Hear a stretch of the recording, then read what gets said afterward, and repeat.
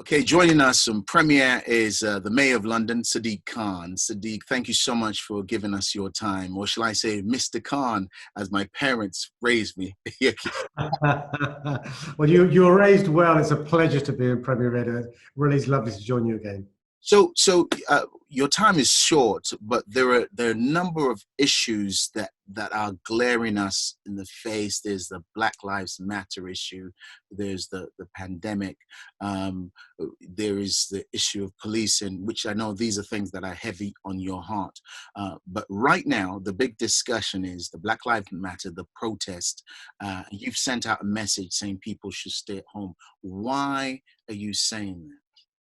Well, firstly, I think we all recognise that the brutal killing of George Floyd, captured on camera, sparked a protest around the world where many of us who feel strongly about the racism, inequality and discrimination Black people suffer is one that we're going to rise up against.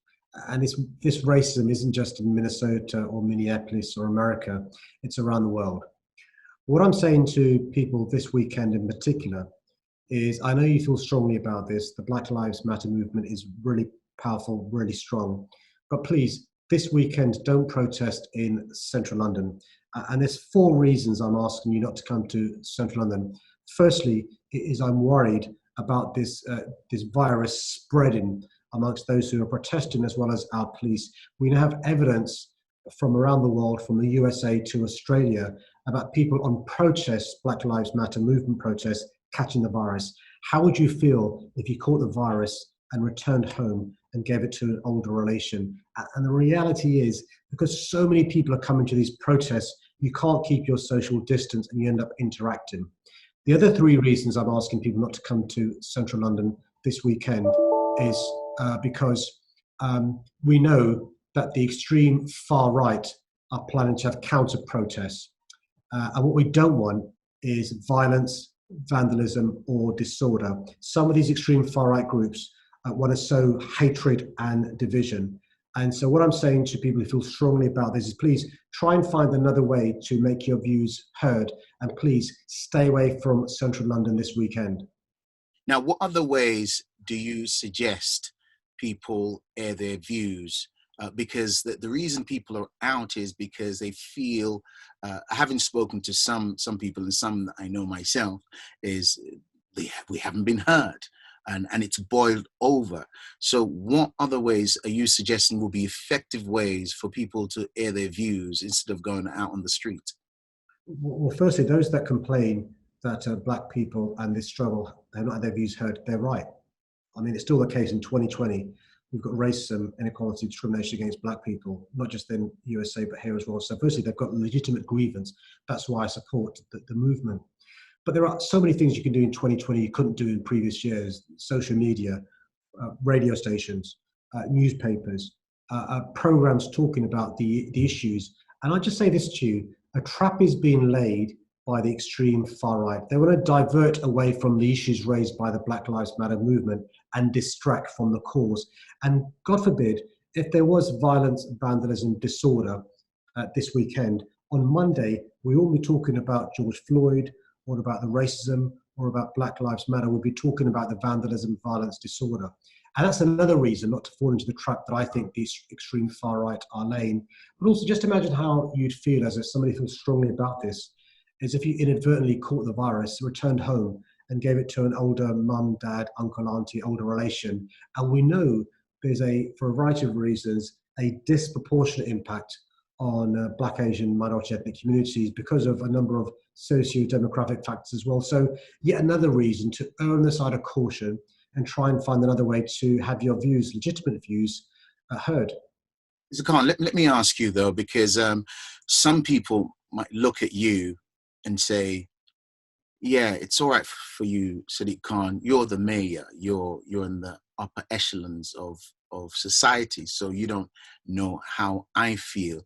Have you, Sadiq Khan, experienced racism at your level from your colleagues, whether in the government or in politics? Oh, I've spent my entire life being in the receiving end of not just racism, but Islamophobia. But I recognize, and I've got the empathy and emotional intelligence to recognize that my experiences are different to yours.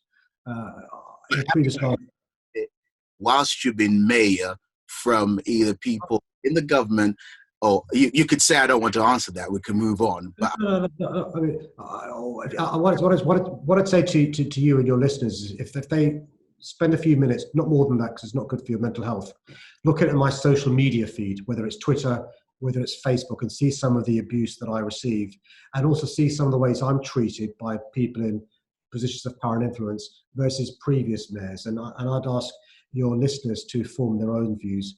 The point I'm making is an additional one, which is I think I've got to realize that with the best will in the world, your experiences as a black man are different to my experiences. And that's one of the reasons why I show solidarity to you, and I show solidarity to the Black Lives Matter movement. And that's why this movement has got this energy going, and we have an opportunity to make change. And that's why I'm so concerned about what could happen this weekend, which will divert and distract from this important movement. We'll definitely get the message to people about this weekend. But just two more questions, and I'll let you go because I know you're frightfully busy. For those who are calling for the removal of statues and things like that, what are your views on that? Are there some that you would remove, and are there some that you would like to see put up that are not there? I think we should have a serious discussion about the public spaces, the public realm, not just statues, but street names, square names, murals, blue plaques, and ask ourselves the question, when you walk around London, does it properly reflect the contribution made to our city by the diversity of our city? Women, those who are Black, Asian, minority, ethnic, those who are disabled in particular. I'll give you an example. I was approached by a campaigner called Caroline Criado-Perez when I first became the mayor, and she pointed out in Parliament. Sorry, let me just interrupt. So your question, before you give that example, so when you've asked that question as you looked around London, is your answer yes or no? Do you think it reflects or it doesn't? No, it doesn't. And the example I was going to give you is in Parliament Square, for example, there were statues of 11 blokes, not one woman. We've now got one woman, let's enforce it. We need more around our city. Not enough disabled people, not enough Black, Asian, minority ethnic. I want to have in London a national memorial commemorating slavery. I want to have in London a statue of Stephen Lawrence. I also think it's objectionable to have statues of slavers, people who are clear slavers. Forget Bristol and Edward Colston. In London, I'm really pleased that the Mayor of Tower Hamlets is taking down the statue of Milligan. I'm really pleased that St. Thomas's and Guy's are taking down statues of well-renowned slavers like Guy and Clayton. And also, I think we should make sure that our children in particular are given a grounded view of history, and not a one-dimensional view of history, and understand that actually the empire had many bad things against it, not just good things. There's so much more that we can talk about, but I want to respect your time. Finally, a question of the people of faith, the Christian leaders. What have you not seen enough of that you would like to see more from them in these conversations? Well, firstly, I should talk about the massive contribution of the last 13 weeks. The leadership of the Christian communities provided. I spent some time talking to the Archbishop, but also Bishop of London, as well as Cardinal Nichols, and a number of other faith leaders in the Christian community. And I've been so impressed by the leadership role they've played at this time of this global pandemic. I'm particularly keen to see from them going forward how they can continue to advise us, particularly around the transition phase and then the recovery phase as we come out of this pandemic. What I'm particularly looking for is hope and optimism. The Christian faith has had a rich history and experience of dealing with pandemics and plagues and issues that can grip a society and a community. And that wealth of experience about how we come out of it, how we give people hope, how we have a new normal that's better than what went before it is so important. And I'm looking for that sort of advice from colleagues in the Christian community.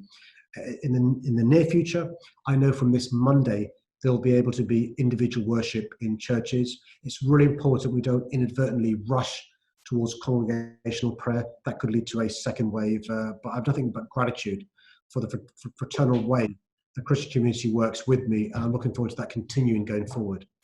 One final thing, you talk about hope. I live but 10 minutes away from where Stephen Lawrence fell. And you've talked about your experience. I mean, I've seen the Twitter feed of, I saw a campaign that you did where you were reading your Twitter feed, which it was horrible hearing you read some of the things that are sent to you. And certainly these things couldn't have started, you would have experienced these things as a young man. We're talking many years after Stephen Lawrence. I live but 10 minutes away. I have 2 sons. I'm in the car with my son, and a white driver comes along with his children in the car and starts to abuse me in my car. You effing black bleep, go back to where you black beep. So I have to ask you as mayor, what hope is there for the future? We're talking many years after Stephen Lawrence. We're talking years after I've had bananas put on my table as a student, remind me of what a monkey I was. And here I am in the car with my children in your London, sir, and being just recently being called all those things. And you talk about hope. Do you really see, or where is the end to this in your view? And where is the hope for people like me who have young black sons growing up and others? Firstly, it's our London, not my London as the mayor. But and I'm grateful for you telling your stories, because what it reminds all of us is we can't be complacent. There's been massive progress made since 1993 when Stephen was killed because of his race. Stephen's mum is now in the House of Lords. I'm now the mayor of London. You've got a show on Premier Radio. We've got a number of black MPs in Parliament and black members of the House of Lords. Not good enough in relation to the progress we should have made by now. One of the things that concerns me is I think actually that the Brexit campaign, the whole referendum, brought to the surface views that were bubbling under. I remember the N word and the W word, but also the P word for people like me, used when I was growing up, and they went out of mainstream use. They've been brought back into mainstream use and been brought to the surface. That worries me. We've seen a rise of nativist populist movements around the world, people trying to divide communities rather than bringing them together. And that's why the Black Lives Matter movement has struck a chord. Because I think all of us realize, people of a certain value and mindset, that not enough progress has been made in schools. Ask yourself, you know the answer to this question, which ethnic group has a disproportionate number of exclusions? Do least well in GCSEs, universities, don't get to go to Oxbridge, have the least amount of representation at senior echelons of politics, policing, judiciary, boardrooms, the church, dare I say it, and other faith groups as well.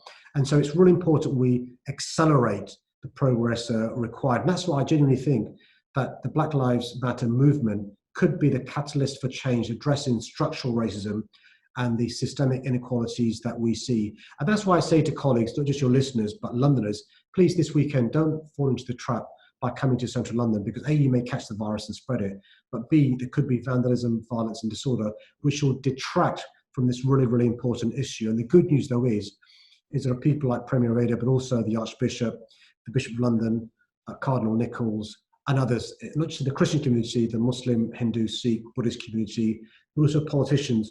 And we're forming a coalition of the willing, trying to address the racism, inequality and discrimination that I'm afraid you, your sons have experienced, but actually too many people still experience around the world.